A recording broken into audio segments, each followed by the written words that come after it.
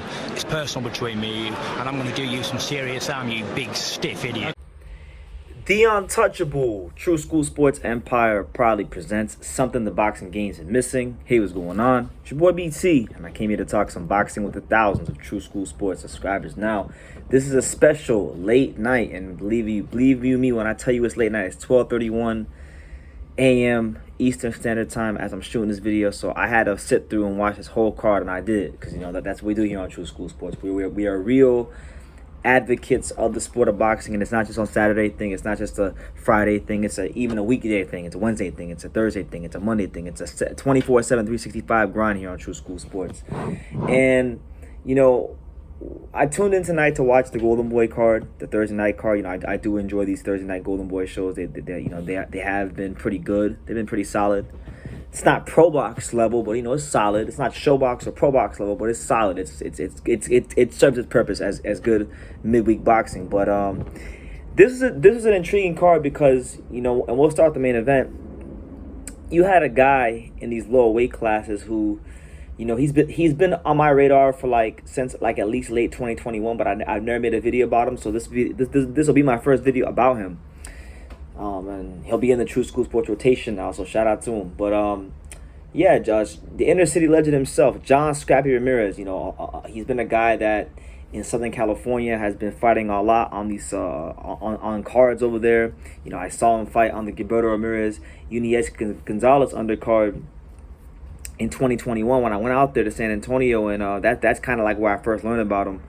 And this guy, he's a polarizing type of personality. I mean, he's short, he's 5'4", got tattoos, comes to the ring with this like Al Capone style hat on, very confident in himself. Some would say cocky. He calls himself the inner city legend. He started boxing only 7 years ago at the Wild Card Boxing Club, as he's now trained by Julian Chua. And this has been a guy that's been slowly but surely, having really dominant performances. He even knocked a guy out of the ring, John Scrappy Ramirez, and he took on a fighter tonight in Luis Villa Padilla, who was 16-3-2. A very battle tested, durable guy. Padilla had fought some names in this weight class. Most notably, a couple fights ago, he fought world title challenger himself, Samuel Carmona, the same Samuel Carmona that fought, I believe it was who did he fight? I think it was Julio Cesar Martinez, and he was, I thought he did his thing against Martinez, but they didn't give it to him. But Carmona's a high level fighter, and Carmona, not known for being a big puncher, actually stopped Luis Villa Padilla. So it was a chance for the inner city legend John Ramirez to go out there and make a statement, and he didn't get the knockout. The fight went the full distance and won 10 rounds, but it wasn't due to a lack of trying. He was hitting this dude with everything but the kitchen sink. Hard, straight right hands, left hooks. Did some showboarding. Sometimes I think at times he was admiring his own work. He would land a big shot and kind of just look at it. So these are things that he will learn as he continues to develop as a pro. But I love his attitude. I love the energy he's bringing to the lower weight classes. Because let's be real, guys.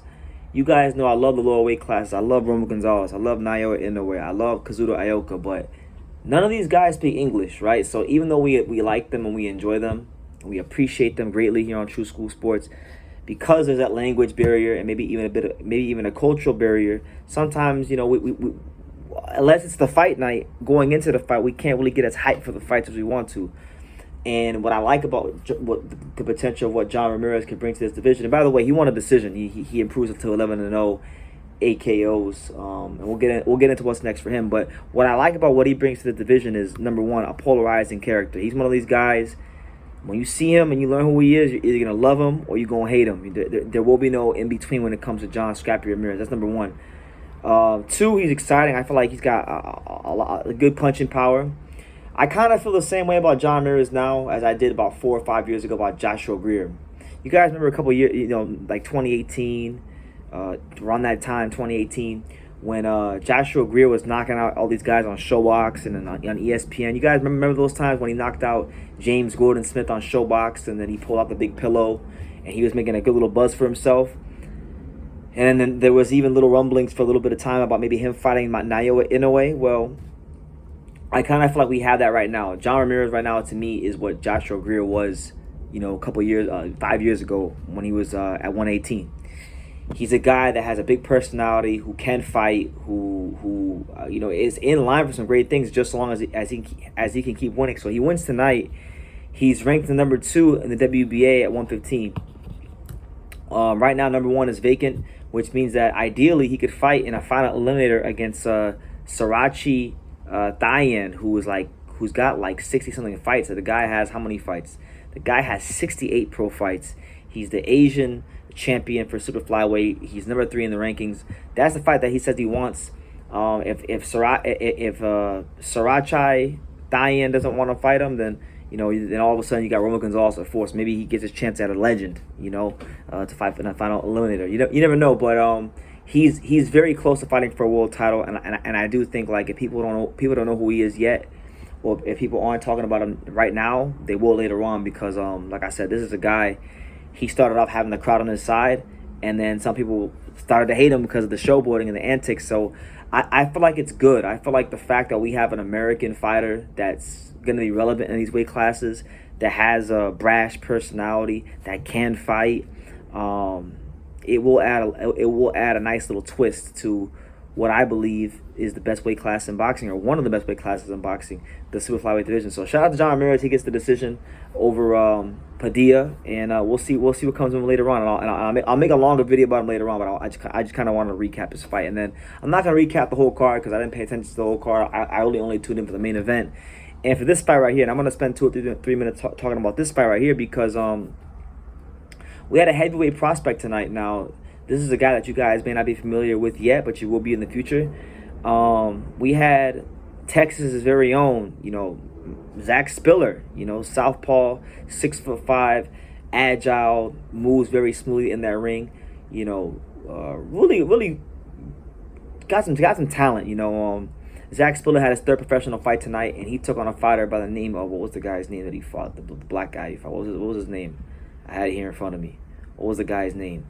The guy's name was Kaleel Carter, who was 3-3. He was 3-3, yes, but all 3 of those wins that come by knockout. So Kaleel Carter could punch. And funny enough, Spiller's previous 2 fights had been in Mexico. Kaleel Carter had some fights in Mexico, and apparently, I guess they fought on the same card, and they were familiar. They were already familiar with each other before the fight even started. So that was kind of interesting to hear. But anyway, it was a 4-round fight. Zach Spiller, I thought, like, very nicely through the first 3 rounds or so. He showed really good ability to be on his toes, move, slide to his right. He also, I thought, did a great job of dropping the left hand in there every now and then. And the things I see with Zach Spiller are definitely, for a guy of his size, 6'5", 260 plus, speed, reflexes, agility. But he's not a guy that doesn't have any pop. He's got a lot of weight. He's a heavyweight. All these guys can punch, and he's no different. So I feel like for him, it's all about continuing to find what his best strengths are on the ring. What I can see is his agility at that size to move. So I feel like he's got to master fighting that style, and then just add to it, and it'll be good. Make sure you clean some things up defensively, because in that 4th round he got caught too many shots for my liking. Carter kind of started to step towards him, and Zach got caught with more shots than I liked. But either way, a good performance for a guy this early in his career. For those of you who don't know, I got my introduction to Zach Spiller in 2021 when I was out in Vegas. You guys may remember back. For those of you who really follow me, back in 2021, I was like between Florida, Vegas, and Texas. I was in and out like every couple months between Florida, Vegas, and Texas. So during one of those trips, I went to Ismail Salas's gym, and that's why I met Zach Spiller. And the reason I met him was because he was there sparring with Joe Joyce. Yes, sir. I saw him spar like, I think, 4 or 5 rounds with Joe Joyce. He was young. He was more inexperienced than he is now, but he got to the rounds and he was doing his thing. And he definitely had durability to be in there with Joe Joyce. You had to have durability, and he's got a lot of great sparring. Like, he sparred Joe Joyce. He sparred my guy Philip Hergovich. He sparred Jared Anderson. So he's been around the block. And for what maybe, I mean, I'm not like, I don't know his amateur background that well. I'll probably have to ask him because we talk on Instagram sometimes. But like, if he didn't have a big amateur career, he's definitely making up for it in a major way by getting like top class sparring. So man, probably one of the better heavyweight performances I've seen in a bit from a prospect, and I'm looking forward to seeing what he could do. I'm looking very forward to seeing what will become of Zach Spiller, because you talk to him, he's a likable guy. He's got a good style, and there's things I like about his attributes and what he brings to the ring. So look out for him, Zach Spiller. He improved to 3-0 tonight. So yeah, that's the card. I mean, there were other fights, but I didn't really pay like the most attention to him. Like I did see Steffi Cohen.